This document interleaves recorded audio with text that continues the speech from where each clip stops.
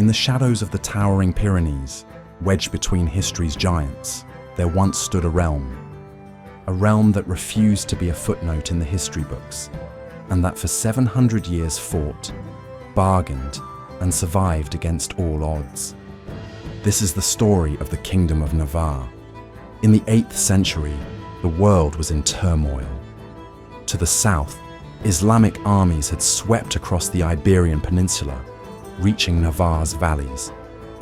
To the north, Charlemagne's mighty Carolingian Empire gazed southward, eager to expand its borders.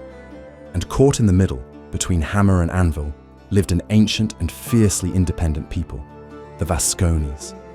For decades, this land was a battlefield. Vascon leaders were no pawns in an imperial game. They were masters of survival. They allied with the Franks to repel the Muslims, then sided with the Muslims to drive off the Franks.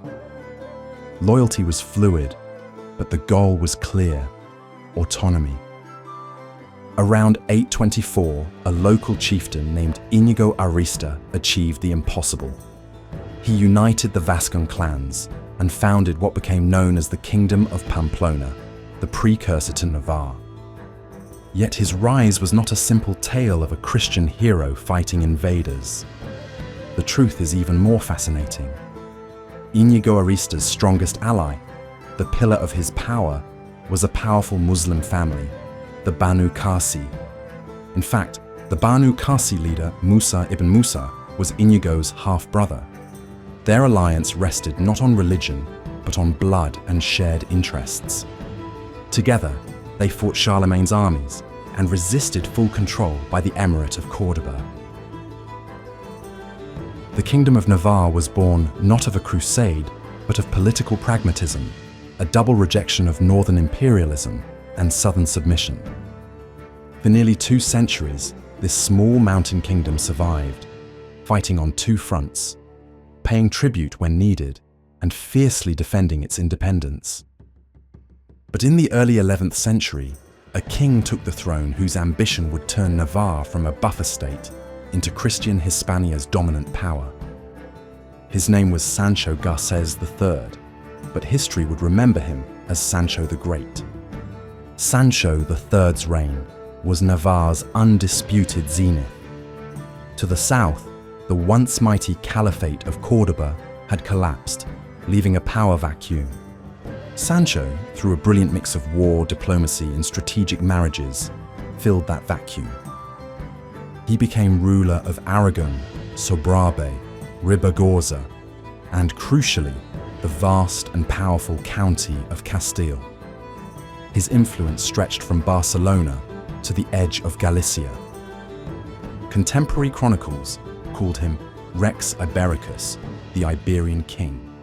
From a tiny Pyrenean realm, Sancho had forged a small empire. Yet his vision reached beyond conquest. Sancho opened Navarre to Europe, rerouting the way of St. James and turning his realm into a vibrant corridor for pilgrims, merchants, and ideas.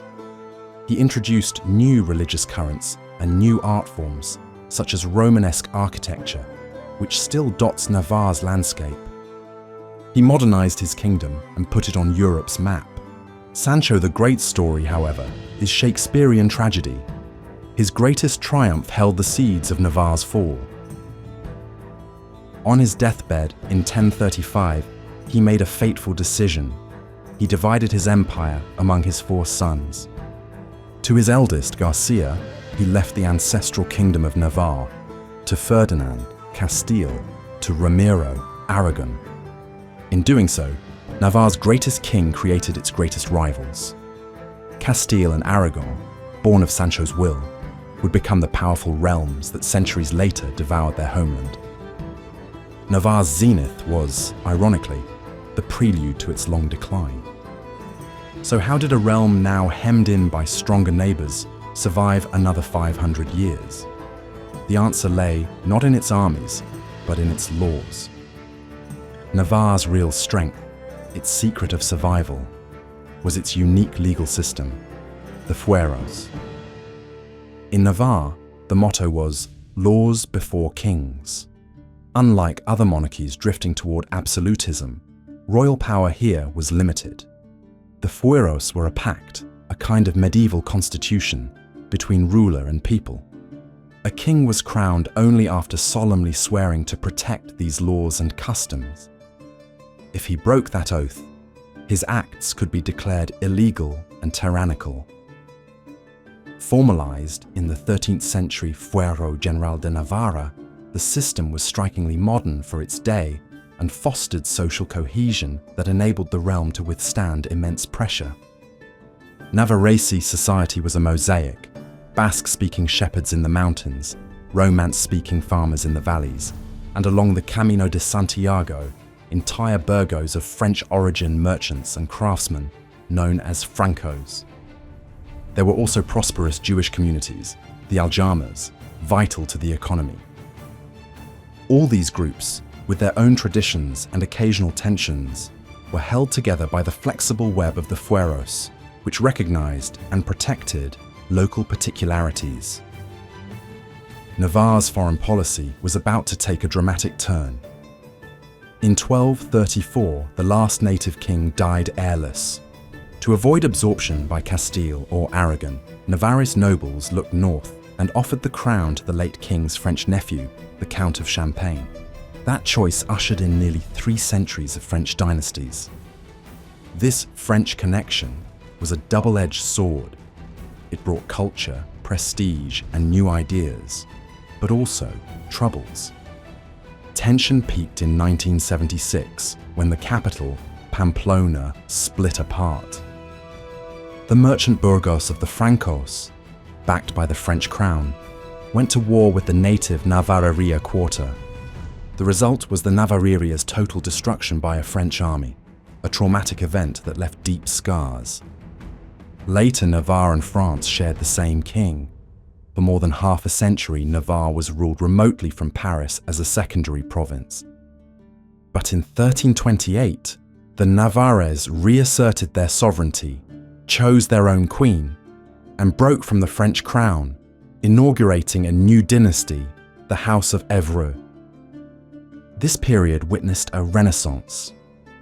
Under King Charles III, the noble, in the late 14th century, Navarre enjoyed a golden age of peace and prosperity.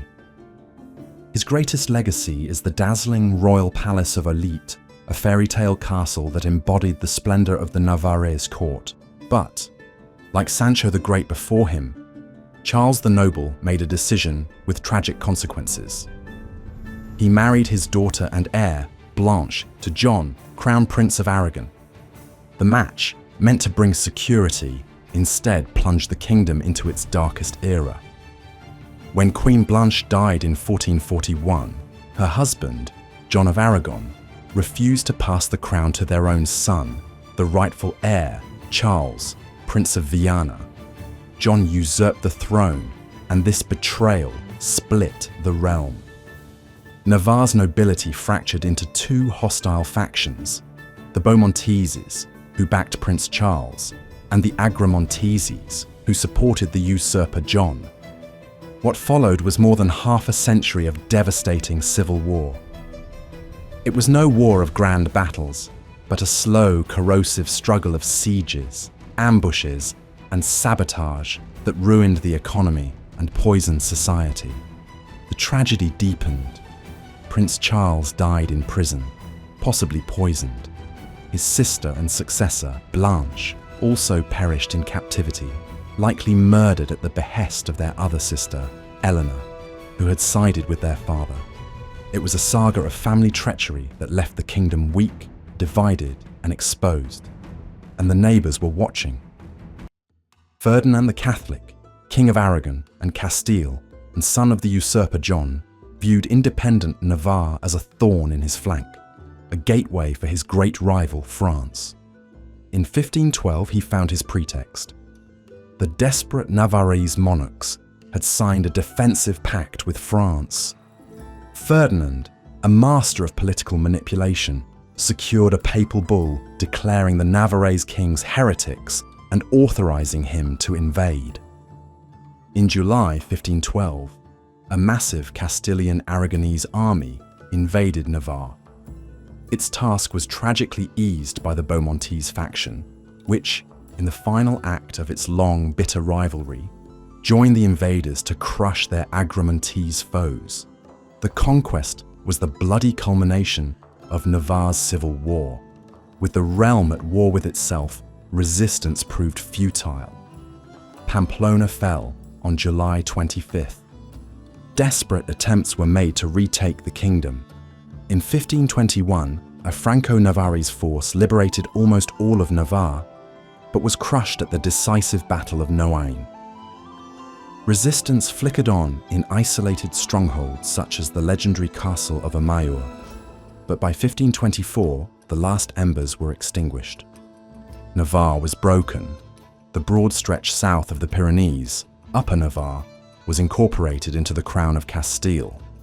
Yet it was not merely absorbed, it retained the rank of kingdom, and crucially, its fueros, its laws and institutions, which endured for centuries. North of the Pyrenees, a small sliver, Lower Navarre, remained an independent kingdom under exiled monarchs until it was finally absorbed by France in 1620. The story of the Kingdom of Navarre is an epic of resilience and tragedy. A people who forged a mountain realm, reached imperial power, created a unique legal system, and were undone not only by external foes, but by internal division. Its legacy lives on in the castles and churches that dot its landscape, and in the enduring idea that laws and pacts can be mightier than crowns and swords.